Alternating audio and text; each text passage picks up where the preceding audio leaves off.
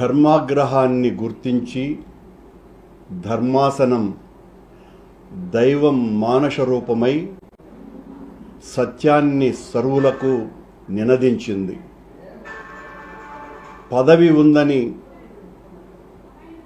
పెదవి జారితే మహాప్రసాదాన్ని మాటలతో మలినం చేసేస్తే అబద్ధాన్ని నిజం చేయటానికి స్వపక్ష అక్షరాన్ని ఇష్టం వచ్చినట్టుగా వాడుకోవటం భక్తద్రోహం, ప్రజాద్రోహం, దేశద్రోహం, దైవద్రోహం.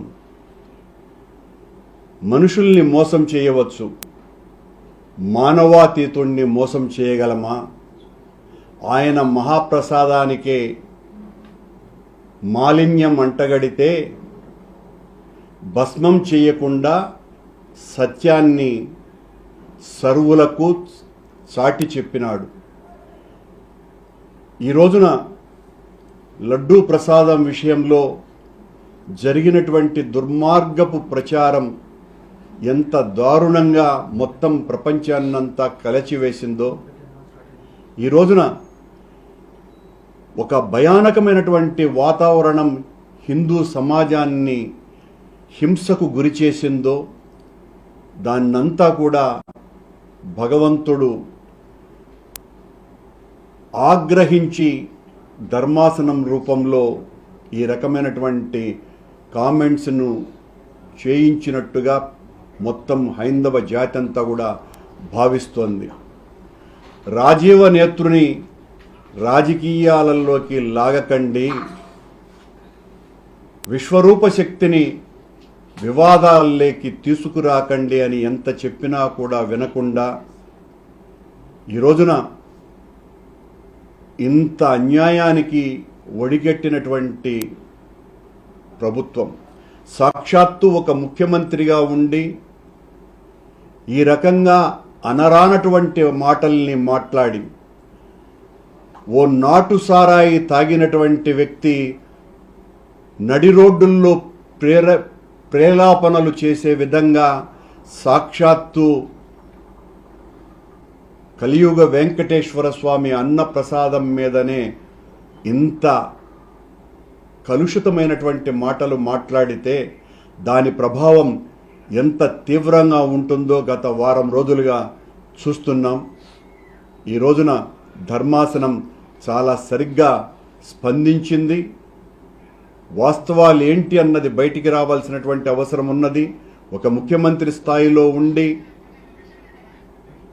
ఈవో చెప్పినటువంటి మాటలకు తద్భిన్నమైనటువంటి మాటలు చెబుతూ పూర్తి వ్యతిరేకంగా మేము మా ప్రభుత్వము లడ్డూ ప్రసాదాలలో నెయ్యికి బదులుగా జంతువుల కొవ్వును వాడాము అనే ప్రకటన చేసిన తర్వాత ఆయన నియమించినటువంటి సిట్ ద్వారా వచ్చేటువంటి నివేదిక ఏ రకంగా ఉంటుంది? ఏ మాత్రము కూడా అక్కడ తప్పు జరగకుండా ఉంటే తప్పు జరిగినట్టుగా ప్రపంచానికంతా ప్రచారం చేసేసి ఆయన తైనాతీలు ఆయనకు కావలసినటువంటి ప్రసార మాధ్యమాల ద్వారా మొత్తం ప్రపంచానికంతా కూడా ఈ రకంగా మహాప్రసాదం మహామాలిన్యమైపోయింది అని సాక్షాత్తు దేవదేవుణ్ణే రాజకీయాలలోకి లాగేసి వేల సంవత్సరాల చరిత్ర కలిగినటువంటి వెంకటేశ్వర స్వామి ఆలయ ప్రతిష్టకు భంగం కలిగించటం ద్వారా మనం అనేటువంటి మాటల ద్వారా అవతలి పక్షానికి జరిగేటువంటి నష్టం కంటే కూడా మన దేవాలయానికి, మన స్వామికి, మన స్వామి ప్రతిష్టకి, మన స్వామి యొక్క చరిత్రకి, ఆధ్యాత్మిక శక్తికి నష్టం కలుగుతోంది అన్నటువంటి ఇంగితం లేకుండా ఒక సాక్షాత్తు ఒక ముఖ్యమంత్రి, ఆయనకు సంబంధించినటువంటి మంత్రులు, ఉప ముఖ్యమంత్రి ఈ రకంగా మాట్లాడడాన్ని ఈ రోజున మొత్తం హైందవ జాతి అంతా కూడా ఏవగించుకుంటోంది, చీత్కరించుకుంటోంది, చీదరిస్తోంది, అసహ్యించుకుంటోంది. అన్ని వాస్తవాలు బయటికి వస్తాయి అని మా పరిపూర్ణమైనటువంటి విశ్వాసం. మేము మొదటి నుంచి చెప్తున్నాం, సత్యం మా వైపునుంది. సత్యం మా వైపున నిలుస్తుంది, సత్యం కోసమని ఎంతకైనా పోరాడతాం, మేము తప్పు చేస్తే ఏ శిక్షకైనా భరించటానికి సిద్ధంగా ఉన్నాం, మేము ఏ తప్పు చేయలేదు, తప్పు చేసిన వాళ్లను భగవంతుడా శిక్షించమని ఆ రాజీవనేత్రుని రాజకీయాలలోకి ఇకనైనా లాగకండి అని విజ్ఞప్తి చేస్తున్నా. అంటే ఒక రాజ్యాంగబద్ధమైన పదవిలో ఉన్నటువంటి వ్యక్తి ఇలాంటి అనుచిత వ్యాఖ్యలు చేయకూడదంటే ఈరోజు సుప్రీంకోర్టే ఈరోజు మందలించడం, దీన్ని ఏ విధంగా చూడాలి? ఆ విషయాన్ని నేను ప్రస్తావించింది. రాజ్యాంగ పదవిలో ఉన్నటువంటి వ్యక్తి తనే ఇంత పచ్చి అబద్ధాలు చెప్పటం అన్నది, ఏ రకమైనటువంటి విచారణ చేయించకుండా, ఆ విచారణ నివేదికలు రాకుండా, ఎఫ్ఐఆర్ నమోదు చేయకుండా, ఆయనే ముందే లడ్డూలో నెయ్యికి బదులుగా జంతువుల కొవ్వు కలిపారు అని ప్రకటించటాన్ని సుప్రీంకోర్టు చాలా తీవ్రంగా ఆక్షేపించటం నిజంగా కూడా దైవమే పలికించినటువంటి ఒక గొప్ప నిర్ణయంగా మేము భావిస్తున్నాం. ఈరోజు సుప్రీంకోర్టు చేసినటువంటి వ్యాఖ్యలు యావత్ దేశవ్యాప్తంగా ఉన్నటువంటి హిందువులంతా కూడా చాలా పెద్ద ఎత్తున స్వాగతిస్తూ ఉన్నారు. మీరు ఏ విధంగా చూడగలరు? నిజం నిగ్గుదేసి నిలుస్తుంది, నిజం ఎప్పటికీ గెలుస్తుంది.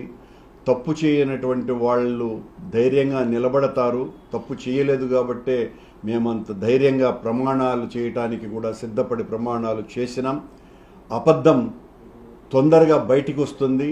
అబద్ధాన్ని నిజం చేయటానికి చంద్రబాబు లాంటి వ్యక్తులు ఎంతకైనా కూడా దిగజారి తమ ప్రసార మాధ్యమాల ద్వారా ప్రజల్ని ఒప్పించేటువంటి ప్రయత్నం చేస్తారు.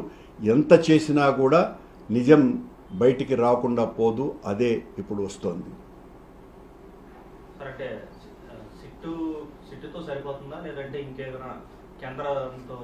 సుప్రీంకోర్టులోకి వెళ్ళిన తర్వాత ఇప్పుడు నేను అలాంటి మాటలు మాట్లాడడం కరెక్ట్ కాదు. మేము డిమాండ్ చేసింది సుప్రీంకోర్టులోకి వెళ్ళిన తర్వాత, అత్యున్నత ధర్మాసనంలోకి వెళ్ళిన తర్వాత వారు ఏ నిర్ణయం తీసుకున్నా అది శిరోధార్యమే తప్ప ఇక మా మాటలకి, మా నిర్ణయాలకి, మా డిమాండ్లకి కాలం చెల్లుతుంది.